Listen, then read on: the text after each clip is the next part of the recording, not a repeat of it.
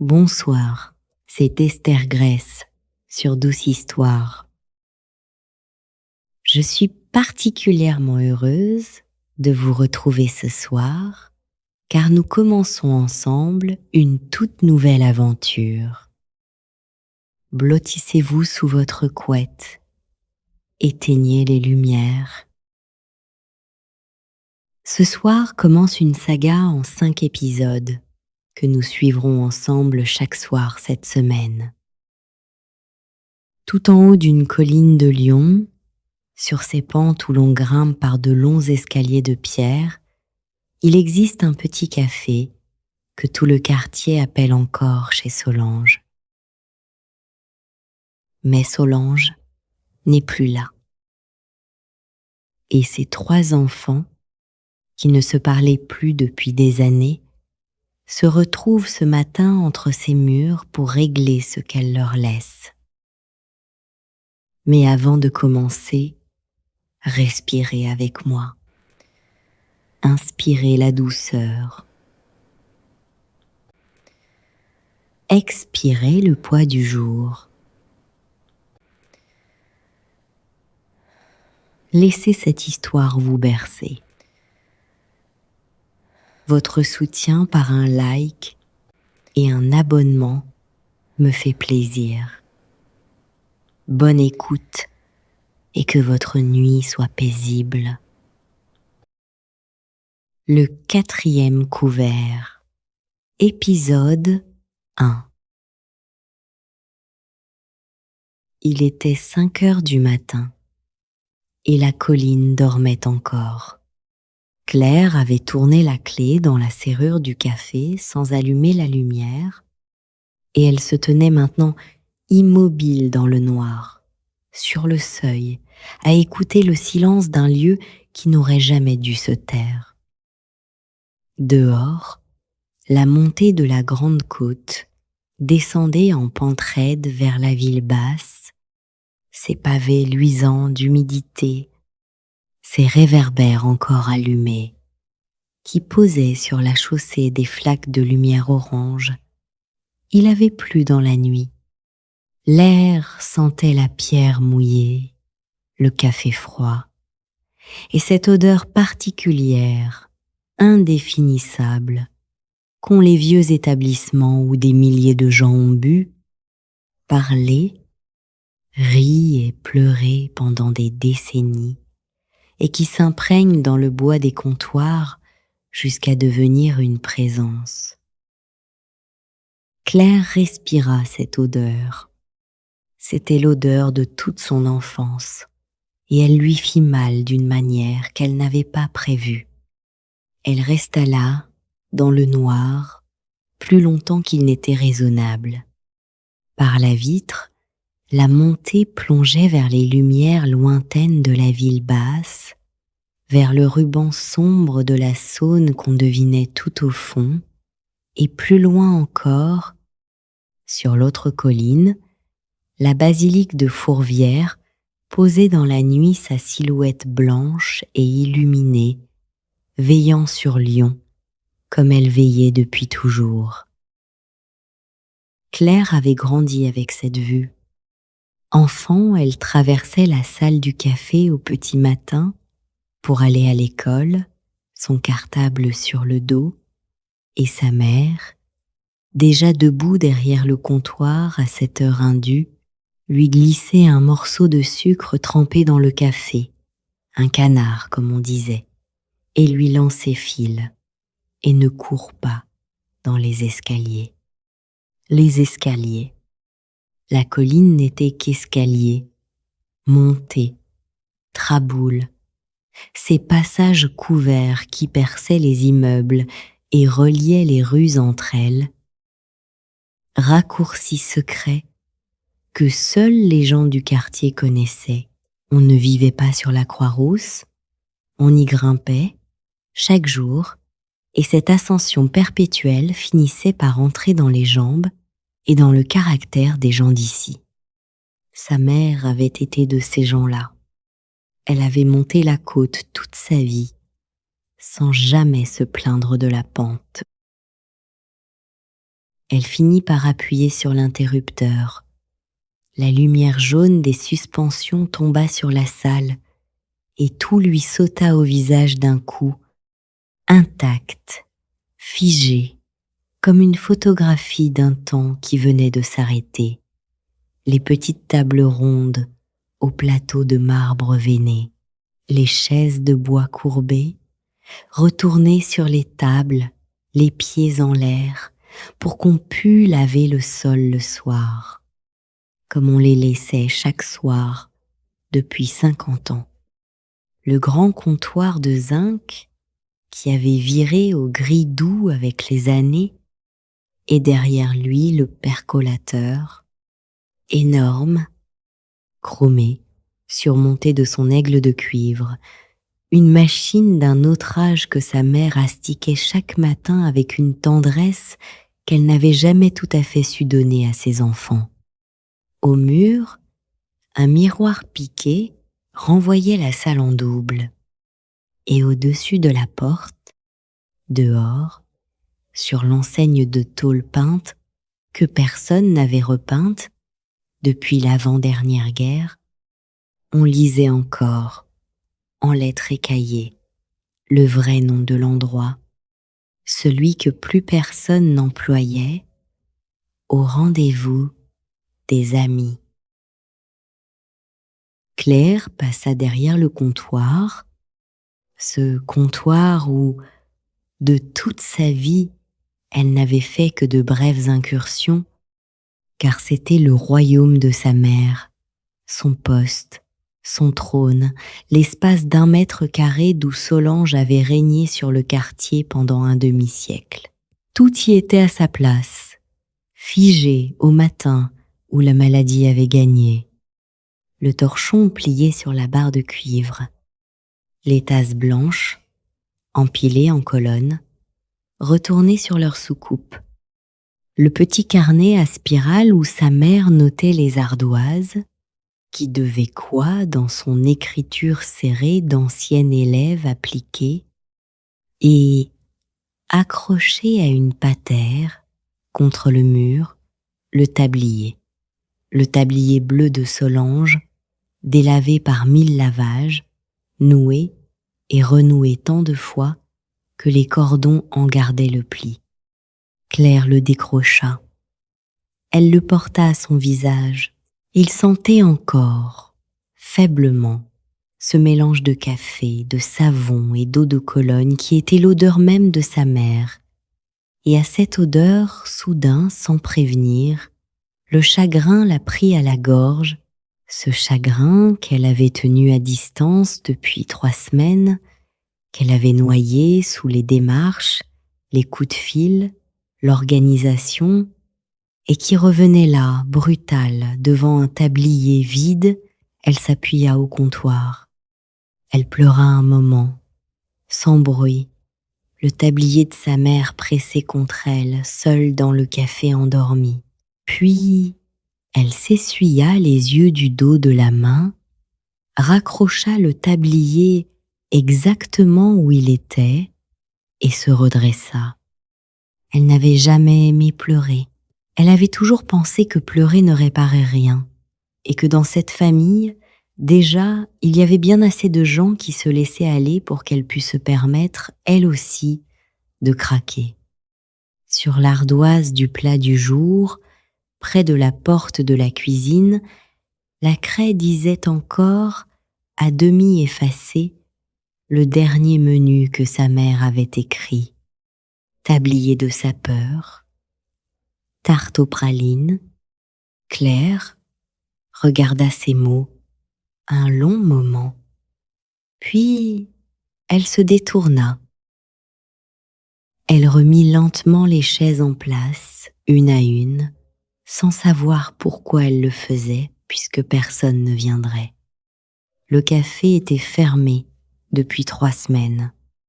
Fermé depuis le matin où elle avait reçu l'appel, où une voix d'infirmière lui avait dit, avec la douceur professionnelle de ceux dont c'est le métier d'annoncer ces choses, que sa mère s'était éteinte dans la nuit, paisiblement, dans son sommeil. paisiblement. Le mot avait tourné dans la tête de Claire pendant des jours. Sa mère n'avait rien fait paisiblement de toute sa vie. Solange avait traversé l'existence comme on remonte un courant, droite, têtue, le menton en avant, à servir des cafés et des plats du jour à des générations de canuts, d'ouvriers, d'étudiants, de vieux solitaires, sans jamais se plaindre, sans jamais demander d'aide, surtout pas à ses enfants. Et elle était morte comme elle avait vécu, seule, sans déranger personne, paisiblement. Claire reposa une chaise un peu trop fort, et le bruit claqua dans la salle vide. Elle avait 53 ans, et elle était fatiguée, d'une fatigue qui ne se réparait plus avec le sommeil. C'était elle qui était restée. Voilà la phrase qui résumait sa vie, celle qu'elle se répétait dans les moments amers, et Dieu sait qu'ils étaient nombreux ces derniers temps. C'était elle qui était restée à Lyon, à 20 minutes de la colline, quand les deux autres étaient partis vivre leur vie ailleurs. C'était elle qui montait 2 fois par semaine, puis 3, puis presque chaque jour, à mesure que sa mère faiblissait, sans vouloir l'admettre. Elle qui faisait les courses, les rendez-vous chez le médecin que Solange annulait en cachette, les papiers, les comptes du café, que sa mère s'obstinait à tenir à la main dans un cahier d'écolier.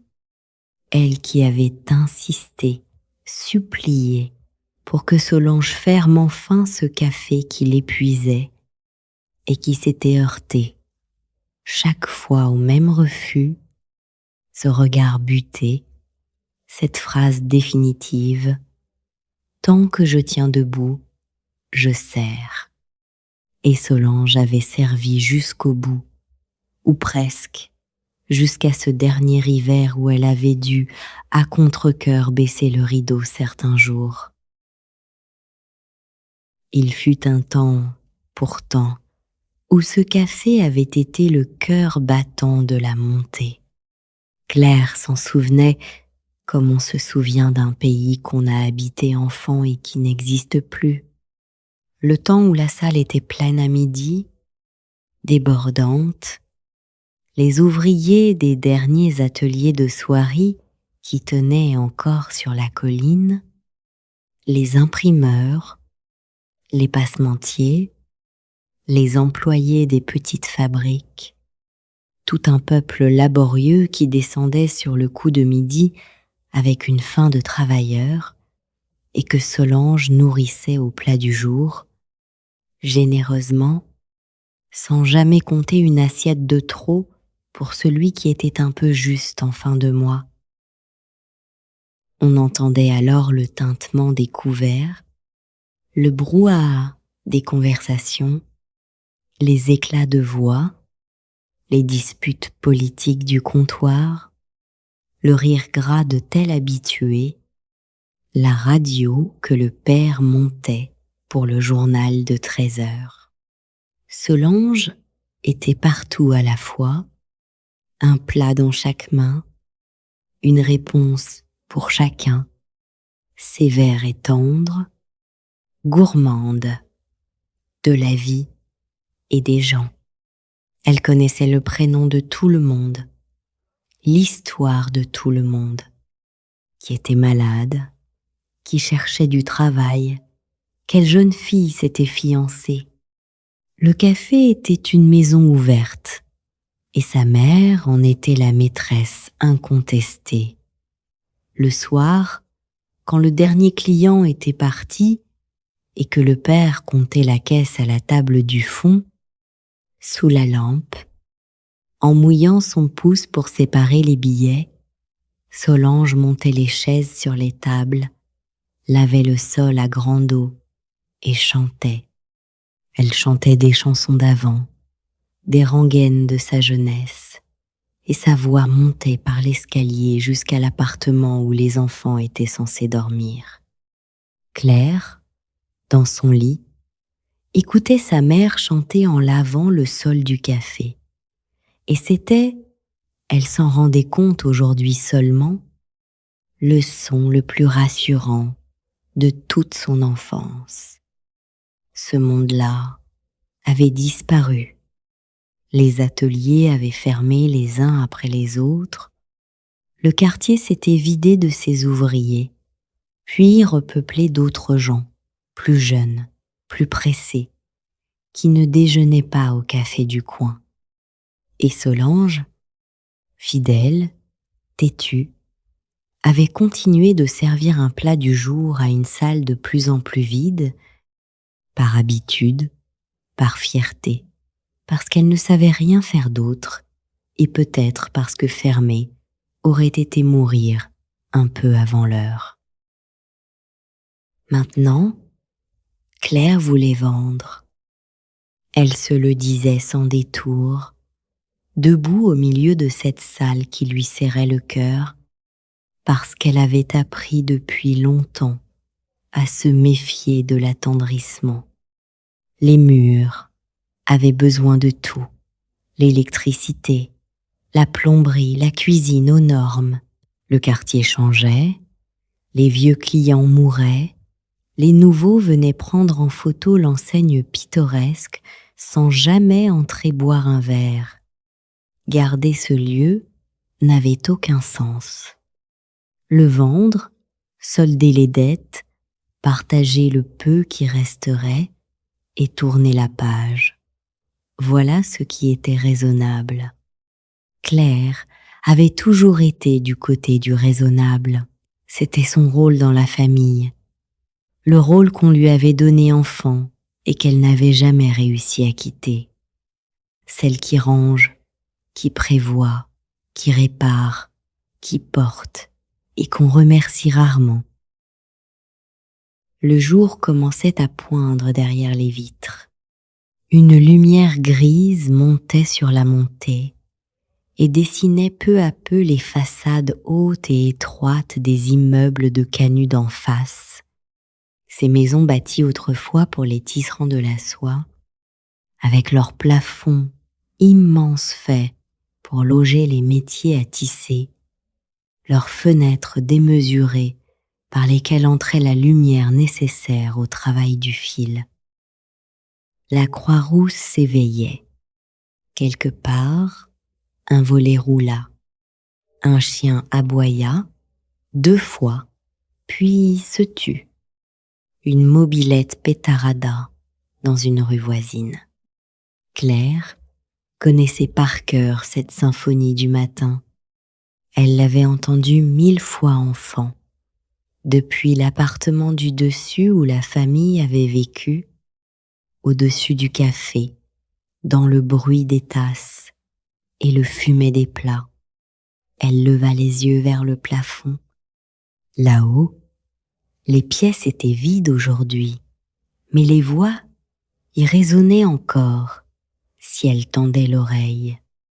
La voix de sa mère qui appelait pour le dîner, celle de son père, plus rare, plus grave, et les leurs à tous les trois, du temps où ils étaient encore tous les trois ensemble, du temps d'avant.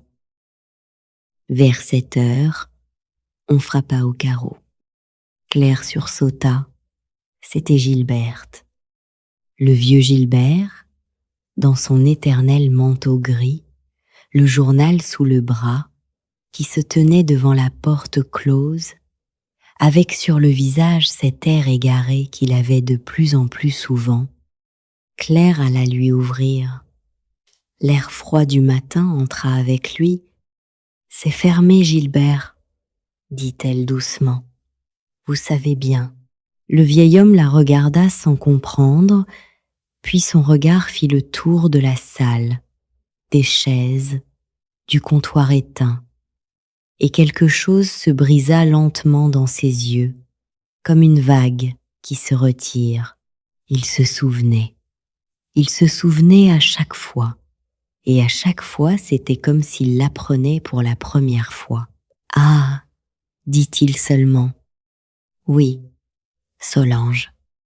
Il prononça ce nom comme on pose un objet fragile.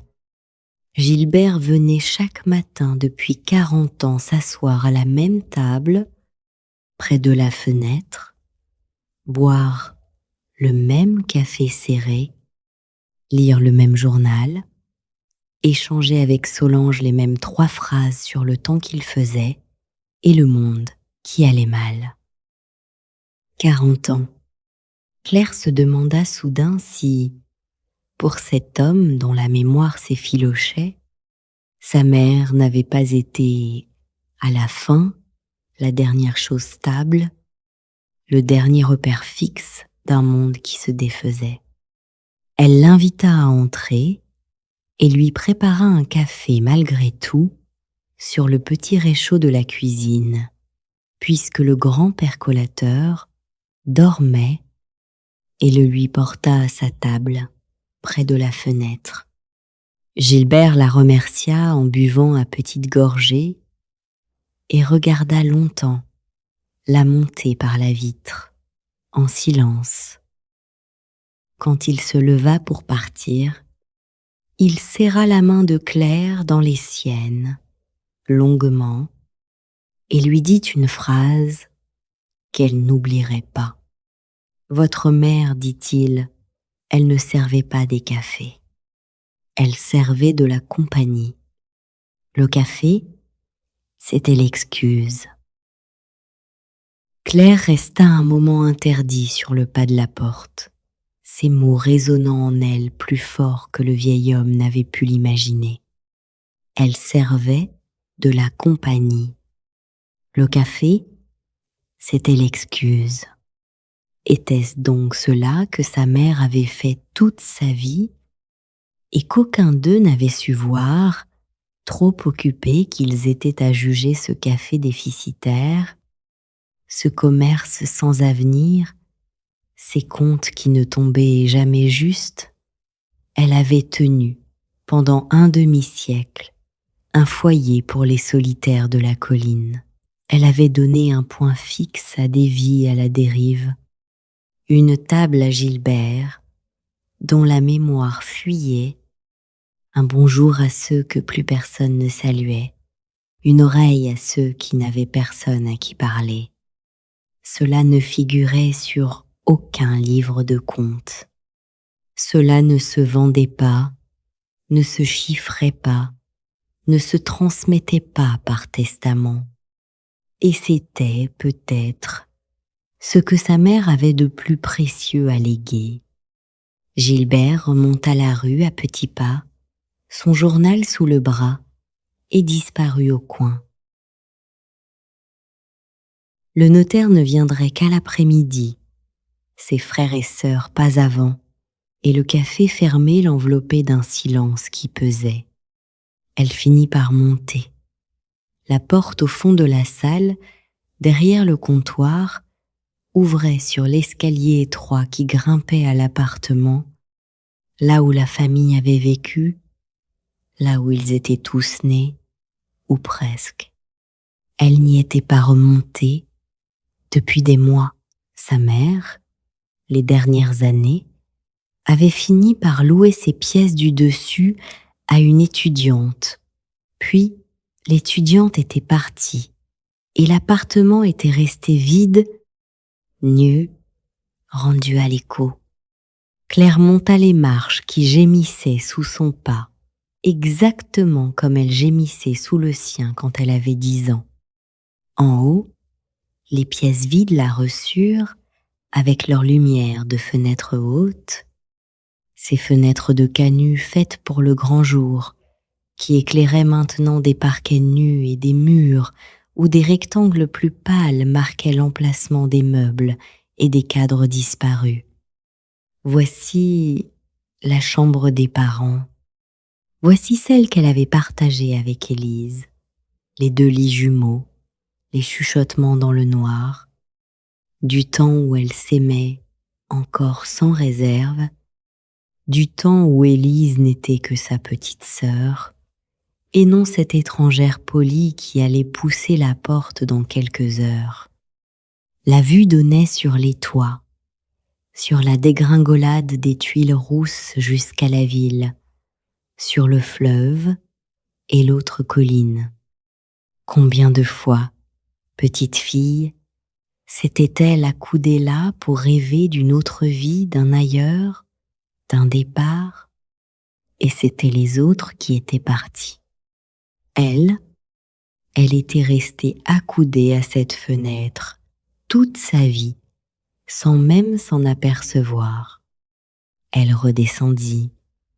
Le café l'attendait, immobile, patient, comme un vieux chien qui ne comprend pas où est passé son maître. Vincent arriva un peu avant midi, et il arriva comme il faisait tout, en coup de vent, en s'excusant, en remplissant l'espace. Claire entendit la voiture, une vieille berline cabossée qu'elle ne connaissait pas, se garer en double file devant le café, puis la portière, puis son frère qui poussait la porte, avec ce sourire qu'il avait, ce sourire qui avait toujours tout obtenu, des bonbons quand il était enfant, au pardon quand il était homme. Il avait 49 ans, et il en paraissait à la fois 10 de moins et 10 de plus, selon qu'on regardait son allure ou ses yeux. Il vint droit à Claire, la prit dans ses bras avant qu'elle eût le temps de se raidir, et la serra contre lui en murmurant son prénom. Claire, ma Claire, comment tu tiens? Elle se laissa serrer une seconde, deux, puis se dégagea. Elle ne savait pas comment elle tenait. Personne ne le lui avait demandé jusqu'ici, et la question, posée par lui, par Vincent qui n'était même pas venu au dernier jour, lui parut presque indécente. Elle se contenta de hausser les épaules, de dire que ça allait, qu'il fallait bien. Vincent fit le tour de la salle du regard, et elle vit son visage se décomposer doucement, son sourire glisser, sa bouche trembler. Lui aussi, le lieu le frappait. Il s'approcha du comptoir, posa la main à plat sur le zinc, caressa le métal froid. « Elle est partout », dit-il à voix basse. « C'est insupportable, c'est merveilleux. » Il fit le tour de la salle lentement, touchant chaque chose comme on retrouve un visage. Il s'arrêta devant le grand miroir piqué, celui qu'il avait fêlé enfant d'un coup de ballon, et il resta là, à se regarder dans la glace fendue, le reflet d'un homme de 50 ans barré de cette vieille cicatrice qu'il avait lui-même infligée. Claire vit ses épaules s'affaisser, toute la légèreté qu'il avait apportée en entrant, tout ce brillant dont il s'enveloppait comme d'un manteau, glissait de lui dans le silence du café, et il ne restait qu'un homme fatigué devant le miroir de son enfance. Il avait toujours été ainsi, Vincent, capable de faire rire une salle entière, et seul, terriblement seul, dès que la salle se vidait. Il revint vers le comptoir, fit jouer le levier du vieux percolateur, qui résista, puis céda avec un soupir de métal, et il eut un petit rire ému. « Tu te rappelles, dit-il, quand elle nous laissait tirer les cafés, le dimanche matin, il fallait monter sur la caisse à bouteilles pour atteindre le levier. » Claire se rappelait. Elle se rappelait tout. C'était bien le problème. Elle regardait son frère, ce frère qu'elle aimait et qui l'exaspérait, ce frère doué pour tout et bon à rien, parti à 20 ans à Paris avec une guitare et des rêves, et qui en était revenu, 30 ans plus tard, avec la même guitare et les mêmes rêves, un peu plus usés. Il avait été musicien, puis professeur de musique, puis vaguement les deux, puis vaguement rien. Il y avait eu une femme, 2 femmes, des appartements perdus, des projets qui n'aboutissaient pas, des appels à leur mère qui se terminaient toujours. Claire le savait, par un virement discret que Solange faisait, sans jamais en parler à personne. Vincent était le préféré. Cela ne s'était jamais dit, mais cela s'était toujours su, et c'était une de ces vérités familiales qui empoisonnent en silence. Il était le préféré parce qu'il était parti, parce qu'il était fragile, parce qu'il ressemblait au père. Claire, elle, était restée solide, et l'on n'aime pas, dans les familles, ce sur quoi l'on peut s'appuyer. On le tient pour acquis. Claire remarqua, en lui resservant du café, la valise posée près de la porte, une grosse valise élimée, et sur la banquette de la voiture qu'elle apercevait par la vitre, des sacs, des cartons, ce qui ressemblait à toute une vie entassée. Elle ne dit rien, mais Vincent suivit son regard, et il eut ce petit rire désarmant par lequel il avait coutume de désamorcer les questions avant qu'on ne les posât. « J'ai rendu l'appartement de Paris, dit-il. Le mois dernier, ça devenait compliqué. Je comptais trouver autre chose. Et puis, maman est partie, alors je me suis dit que tant qu'à faire, je redescendais. Au moins, le temps de tout ça. » Il fit un geste vague qui englobait le café, la mort, la situation. Claire comprit. Elle comprit que son frère, à 49 ans, n'avait nulle part où aller, que sa vie tenait dans une voiture cabossée garée en double fil et qu'il était redescendu à Lyon, non pas malgré la mort de leur mère, mais grâce à elle, parce qu'elle lui offrait une raison, un toit, un répit. Elle aurait dû en concevoir de l'amertume, et une part d'elle, la part fatiguée, la part qui avait toujours payé pour les autres, en conçut. Mais une autre part, la part qui était sa sœur, eut seulement de la peine. Elle regarda Vincent, son frère, beau et perdu, qui buvait le café de leur mère morte, dans le café de leur mère morte, et elle vit l'enfant qu'il avait été, le petit garçon doué qui faisait rire toute la salle en imitant les clients, celui dont on disait celui-là, il ira loin. Il était allé loin, en effet, et il était revenu les mains vides. Elle ne dit rien de tout cela. Elle remit simplement du café dans sa tasse, et ce geste, dans cette famille, valait toutes les paroles de tendresse qu'on ne savait pas se dire. Ils restèrent un moment tous les deux dans le café, à parler à mi-voix de choses pratiques. L'enterrement déjà passé que Vincent n'avait pu rejoindre qu'à la fin, les papiers, le notaire qui devait venir cet après-midi lire le testament. Vincent demanda si Élise viendrait. Claire dit qu'elle l'avait prévenue, qu'elle ne savait pas. Un silence tomba entre eux à ce nom.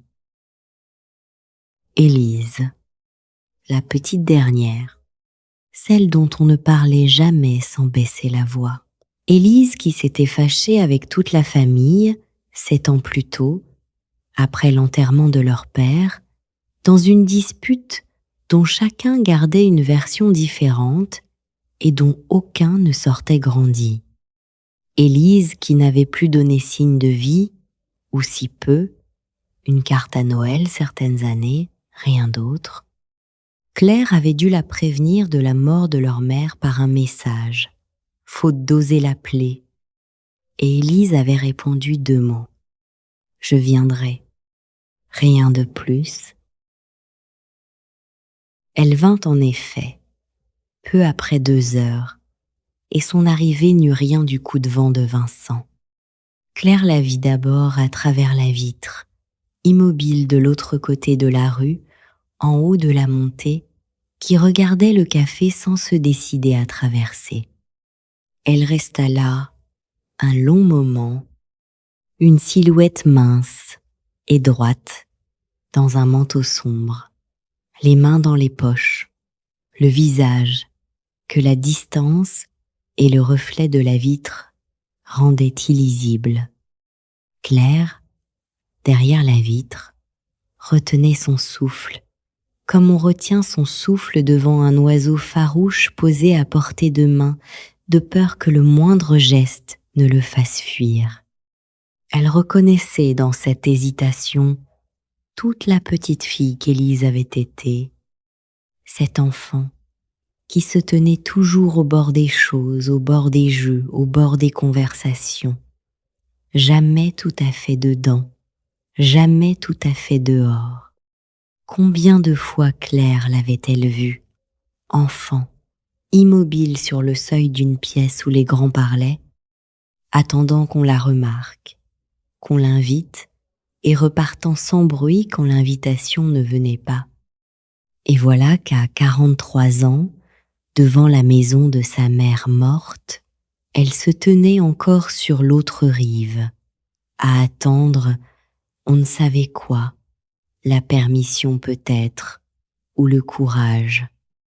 Claire eut envie de sortir, de traverser la rue, de la prendre par la main et de lui dire « Viens, c'est chez toi, ça a toujours été chez toi. » Elle ne le fit pas.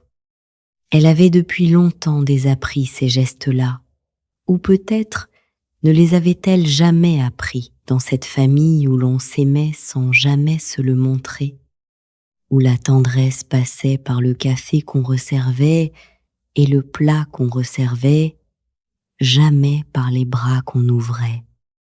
Élise finit par traverser. Elle poussa la porte. La clochette tinta.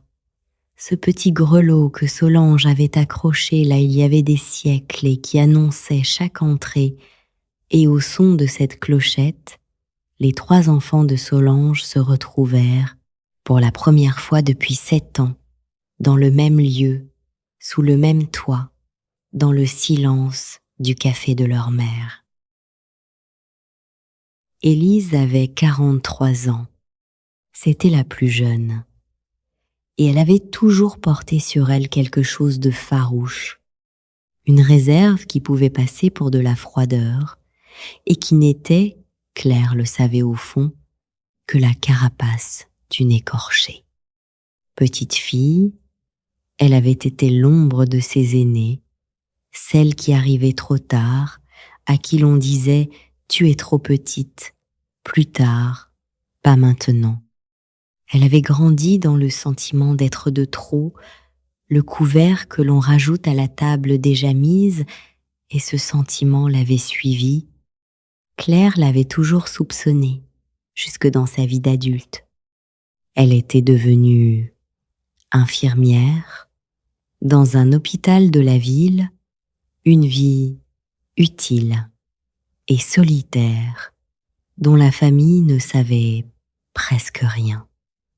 Elle ne s'était pas mariée, elle n'avait pas d'enfant, ou pas conçu.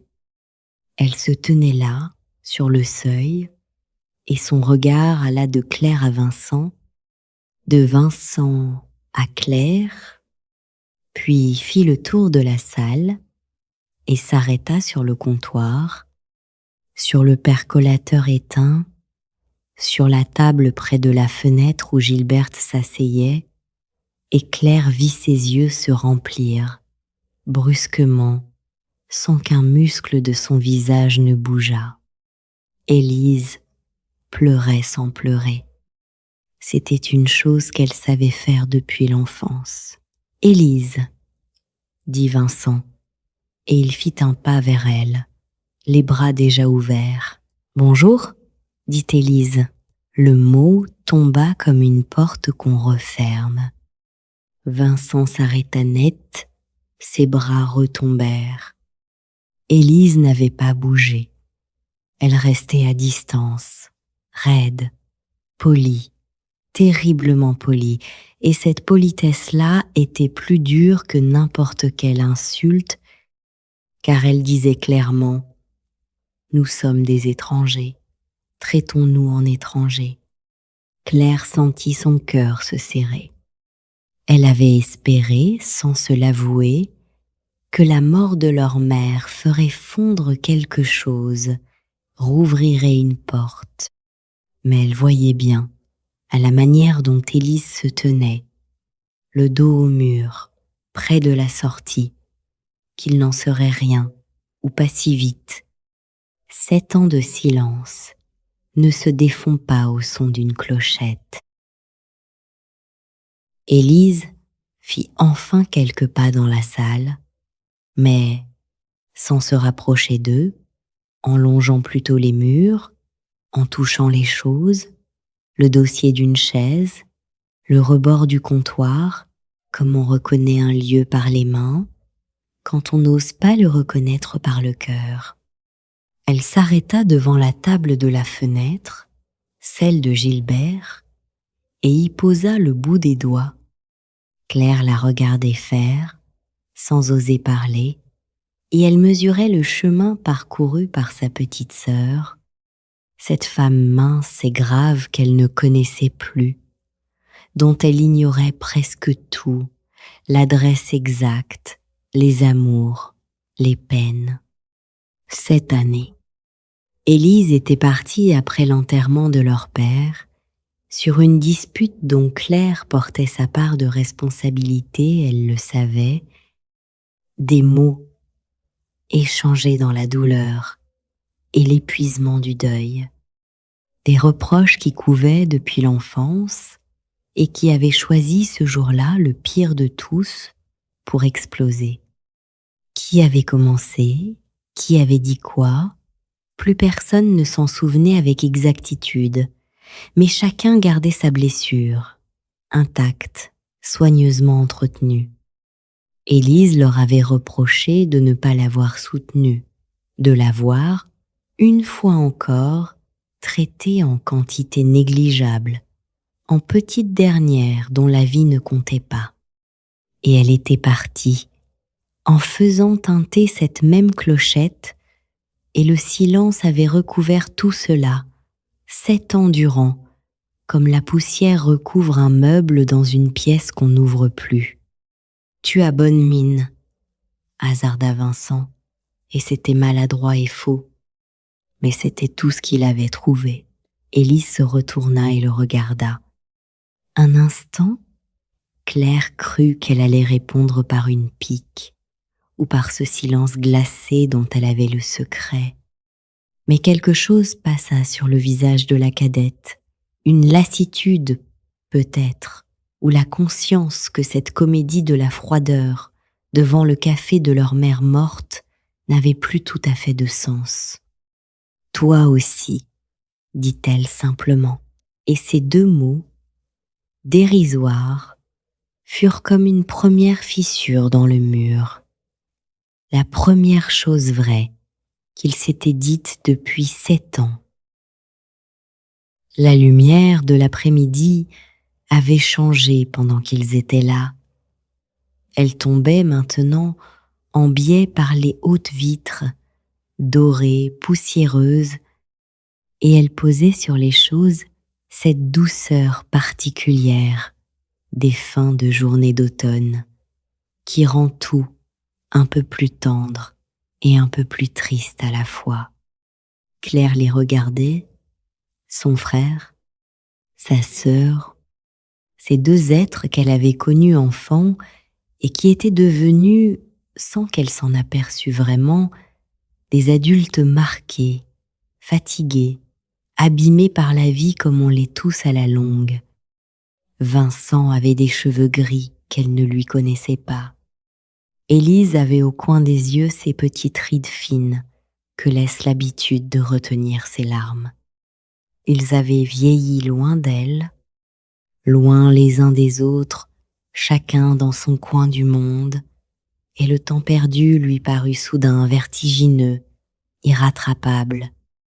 On croit toujours qu'on aura le temps de se réconcilier, qu'on le fera un jour, plus tard, quand les choses se seront tassées.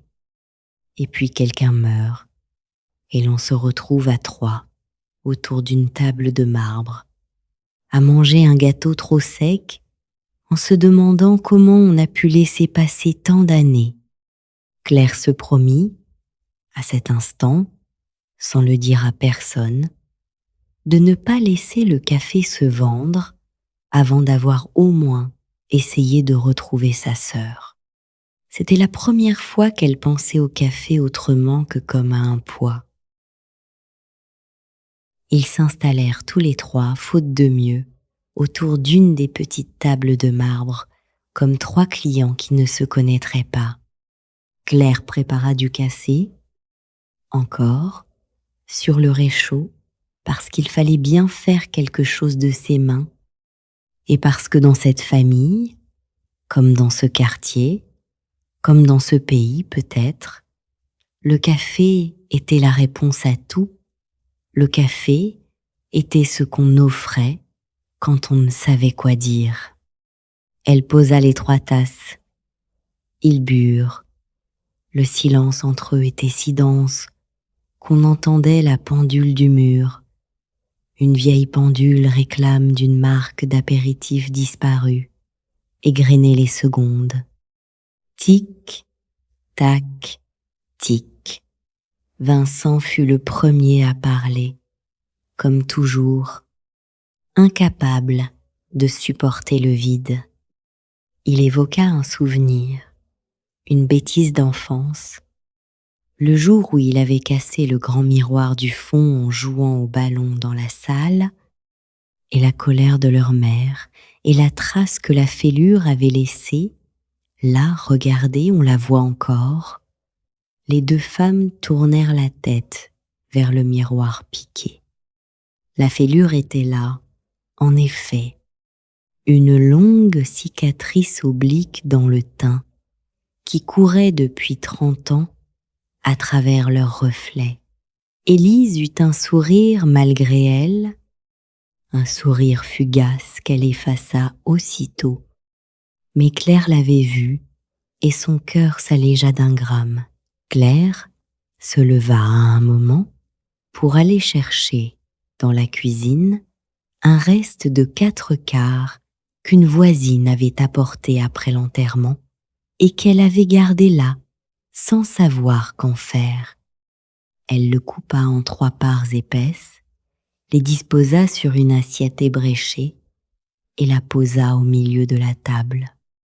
Personne n'avait faim, et pourtant ils mangèrent, tous les 3, parce que c'était plus facile que de parler, parce que mâcher occupait la bouche et les mains, parce que dans cette famille, encore une fois, on remplaçait toujours les mots manquants par de la nourriture.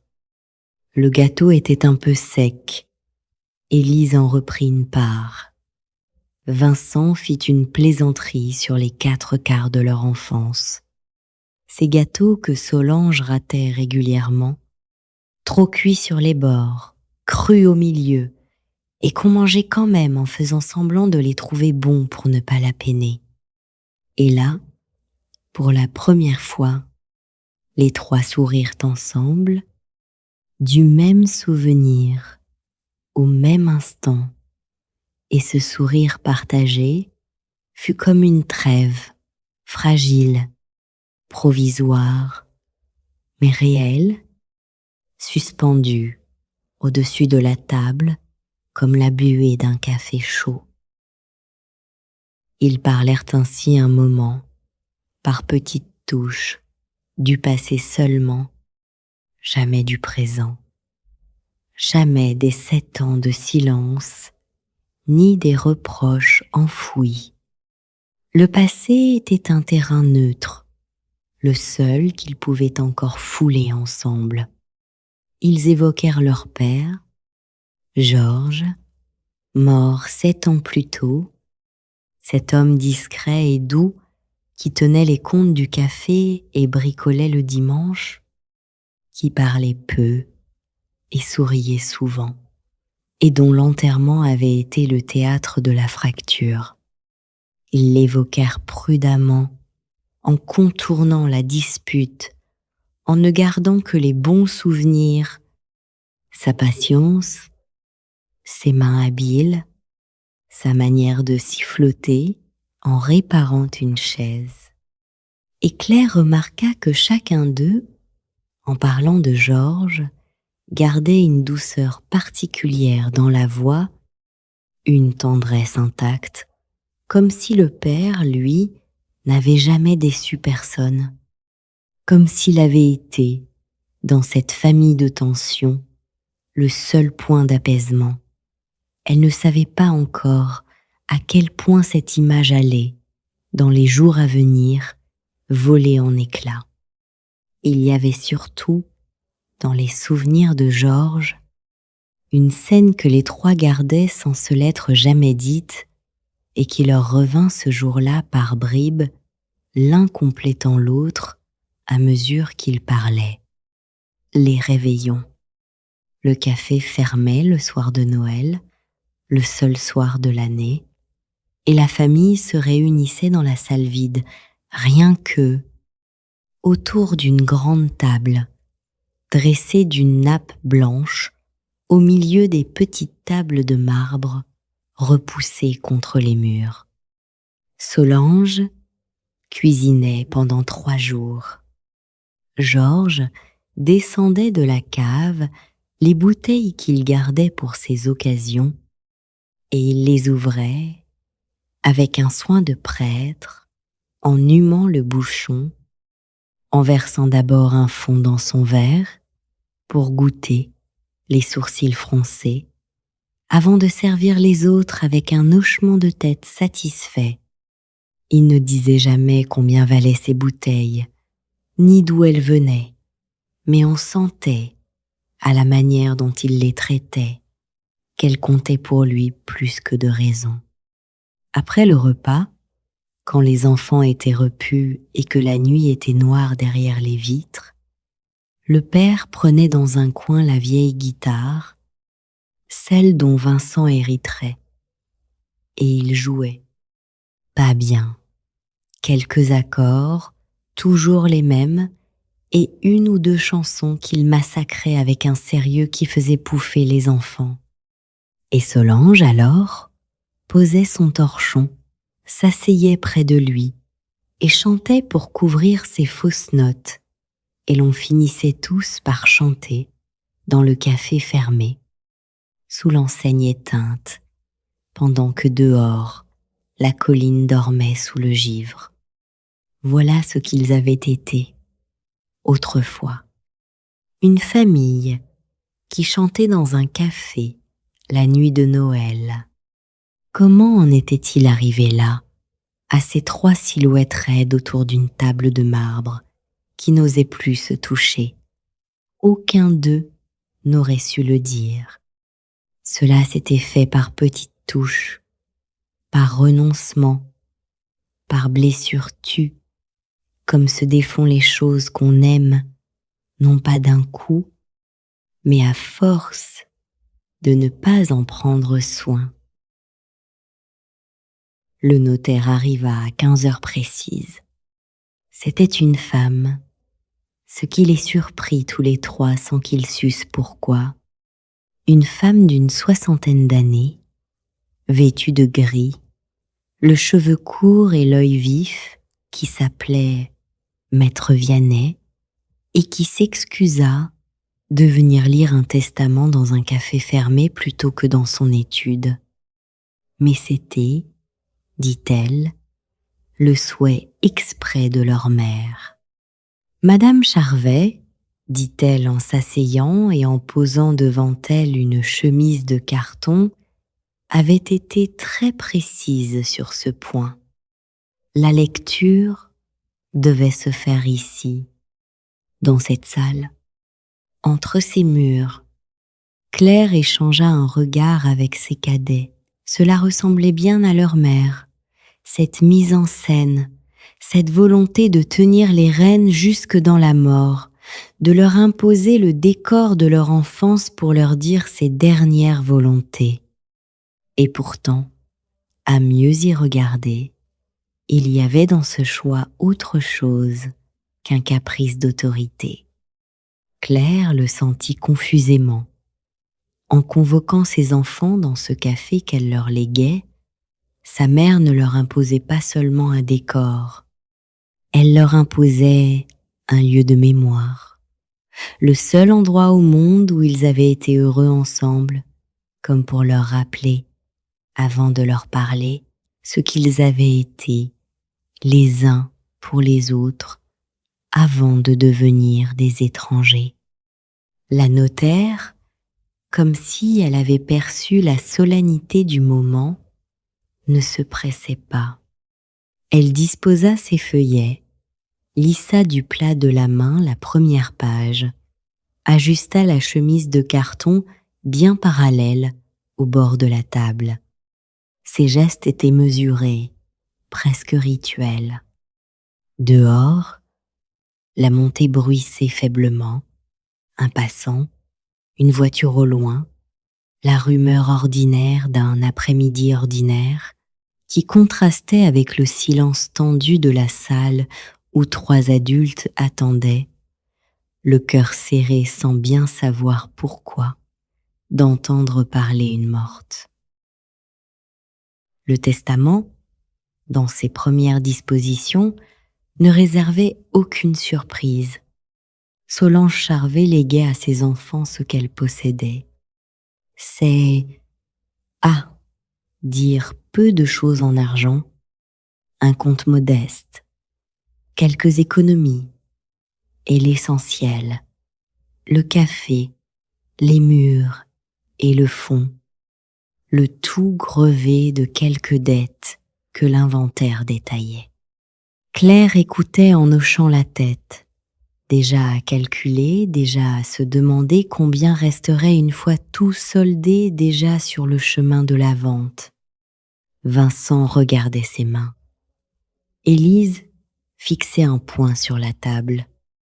La notaire lut les clauses dans son français net et clair et arriva à un paragraphe devant lequel elle marqua un temps, releva les yeux par-dessus ses lunettes, les regarda tous les 3, puis reprit. Le café, lut-elle, ne pourrait être ni vendu, ni cédé, ni fermé définitivement avant l'écoulement d'une saison pleine, soit avant le premier jour du printemps suivant. Et pendant toute cette saison, les héritiers devraient le faire vivre. Ensemble. Ce n'est qu'au terme de cette saison, le café rouvert et tenu, qu'il serait libre de décider de son sort, de le garder ou de le vendre, et qu'une dernière lettre, lut la notaire en désignant une enveloppe cachetée posée à part sur la table, une lettre de leur mère, leur serait remise, à ouvrir tous ensemble, et seulement alors, un silence stupéfait suivit ces mots. Claire fut la première à réagir, et elle réagit comme elle réagissait toujours, par le pratique, par l'objection. Mais c'est absurde, dit-elle. On ne peut pas, j'ai un travail. Vincent vit à Paris, enfin, vivait. Élise a sa vie, son hôpital. On ne peut pas tenir un café tous les 3 pendant 6 mois, c'est exactement ce qu'elle voulait. Nous coincer, nous obliger à. Il y a autre chose, dit maître Vianney. Elle l'avait dit doucement, mais quelque chose dans sa voix fit taire Claire net. La notaire les regarda l'un après l'autre, et l'on sentait qu'elle abordait là le point délicat, celui qu'elle avait peut-être redouté, celui pour lequel, peut-être, Solange avait tenu à ce que la lecture se fît ici, dans ce lieu, entre ces murs qui les protégeraient ou les contiendraient. Elle reprit le feuillet. L'héritage, lut-elle, et la condition qui s'y attache ne concernent pas 3 personnes, ils en concernent 4. Madame Charvet a institué un 4e héritier, à part strictement égale avec ses 3 enfants. Le café, la lettre et la charge de le faire vivre cette saison reviennent aux 4, indivisiblement. Personne ne respira. La pendule égrenait ses secondes dans le silence. Tic, tac, 4, finit par dire Vincent. Comment ça, 4? Nous sommes 3. Maître Vianney releva les yeux. Elle posa le feuillet à plat sur le marbre, ôta ses lunettes et les regarda avec une gravité où il y avait, Claire le perçut, une vraie compassion, celle des gens dont le métier est de remettre aux vivants les volontés des morts et qui savent que ces volontés parfois sont des séismes. Le 4e héritier désigné par votre mère, dit-elle lentement, en détachant chaque mot, se nomme Léna Vasseur. Le nom tomba dans la salle et n'y rencontra rien. Aucun écho, aucune reconnaissance. Claire chercha dans sa mémoire fébrilement une Léna, une Vasseur, une cousine oubliée, une filleule, une amie de leur mère, dont elle aurait pu faire son héritière par affection. Rien, le nom ne disait rien à personne. Elle le vit au visage de ses frères et sœurs. Vincent fronçait les sourcils, perdu. Élise s'était redressée, et pour la première fois depuis son arrivée, son masque de politesse glaciale s'était fendu, laissant paraître dessous quelque chose de vif, d'alerte, presque d'effrayé. « Qui est cette femme ?» demanda Claire. « Une amie de maman ? Une… Qui est-ce ? Je ne suis pas autorisée à entrer dans les détails que votre mère n'a pas souhaité voir figurer dans l'acte, » répondit la notaire avec prudence. Madame Charvet a été très claire. Le testament désigne Madame Léna Vasseur comme héritière à parts égales. Pour le reste, pour ce qui touche à la nature du lien, votre mère a choisi de s'en expliquer elle-même. Dans la lettre, dit Élise. C'étaient ses premiers vrais mots depuis longtemps, et sa voix était basse, sourde. La notaire la regarda et hocha la tête. Dans la lettre, que vous ne pourrez ouvrir qu'au terme de la saison, tous ensemble, tous les 4. Claire sentit le sol se dérober un peu sous elle. Elle comprit, à cet instant, l'ampleur de ce que leur mère avait construit. Une porte fermée à 4 clés, dont chacun ne possédait qu'une. Pour savoir qui était cette femme, pour comprendre ce lien que Solange avait choisi de taire jusque dans la mort, il leur faudrait rester, tenir le café, ensemble et avec elle, avec cet inconnu. Toute une saison. Leur mère, du fond de son silence, venait de les enchaîner les uns aux autres et à une étrangère, par le fil le plus retors qui fût. La curiosité et le deuil et ce besoin de comprendre qui ne laisse jamais l'âme en paix. Et elle, dit Vincent d'une voix blanche, cette Léna, elle sait, Elle est au courant, elle a été informée, dit maître Vianney. Comme vous l'êtes, aujourd'hui, et elle vient, la notaire hésita une fraction de seconde. Elle remit ses lunettes, rassembla ses feuillets, les tapota sur la table pour les aligner, et ce geste minutieux, en cet instant, parut à Claire d'une lenteur insupportable. Je lui ai donné, dit-elle enfin, la même adresse et la même heure qu'à vous.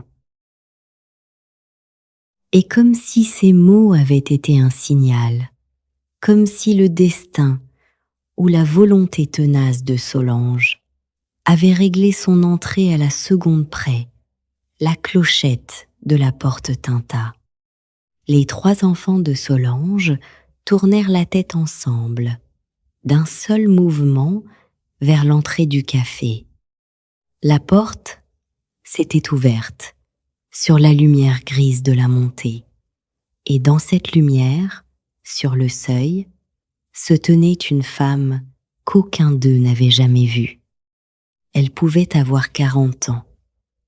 Elle était brune, mince, vêtue simplement, et elle se tenait là, immobile, la main encore posée sur la porte, le regard qui cherchait, hésitant, intimidé, balayant la salle, les visages tournés vers elle, le comptoir, le percolateur éteint. Elle ne dit rien, d'abord. Elle les regardait, et il la regardait. Et dans ce regard suspendu, Claire éprouva une sensation étrange, un vertige, une reconnaissance impossible, car il y avait, dans le visage de cet inconnu, dans la forme de ses yeux, dans le dessin de sa bouche, dans une certaine manière qu'elle avait d'incliner la tête, quelque chose qu'elle connaissait, quelque chose qu'elle avait vu chaque jour de son enfance, quelque chose qui appartenait à son père. Personne ne bougeait. Le temps lui-même semblait s'être arrêté dans le café, suspendu comme un grain de poussière dans le rai de lumière qui tombait de la porte ouverte. Claire sentait son cœur battre dans sa gorge. Elle ne pouvait détacher son regard de cette femme, et plus elle la regardait, plus la ressemblance s'imposait, indéniable, bouleversante, ce front, cette bouche, cette façon de tenir les épaules un peu rentrées, comme pour s'excuser d'exister. C'était lui, c'était Georges, c'était leur père. Et ce n'était pas leur père, c'était une femme inconnue qui portait le visage de leur père sur le seuil du café de leur mère. Et Claire comprit, dans un vertige, que la lettre scellée sur la table ne contenait pas un secret de leur mère, mais un secret de leur père. Ce père doux et discret qu'ils avaient tous 3 épargné dans leurs reproches, ce père qu'ils avaient cru le seul innocent de la famille. À côté d'elle, elle entendit Vincent murmurer quelque chose, un mot inaudible, et elle vit ses mains, posées sur le marbre, se mettre à trembler. Et Élise s'était levée. Sans qu'on l'eût vue se lever, elle était debout, droite, le visage blanc, et elle fixait l'inconnu avec une intensité terrible.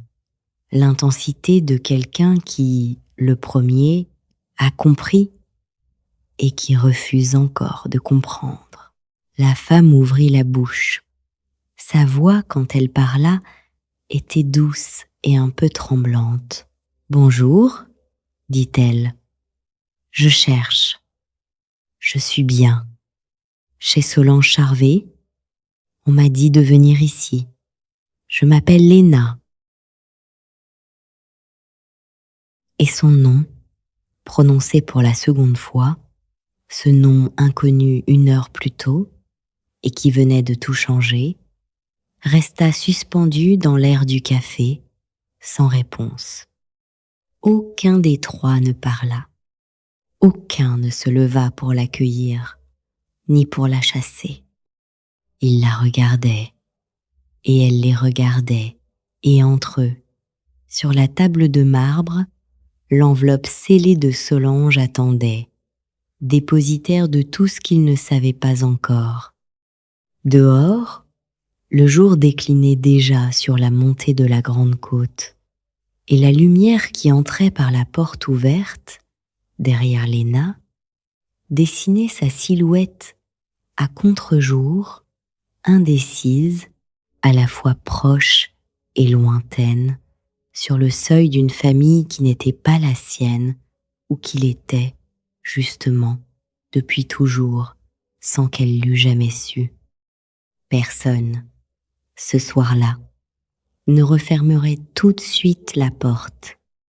Et c'est ainsi, sur ce seuil, dans cette lumière qui baissait, que commença vraiment leur histoire. Fin de l'épisode 1. Qui est cette femme au visage si familier et que savait Solange que ses propres enfants ignorent encore? Nous commencerons à le découvrir ensemble demain soir.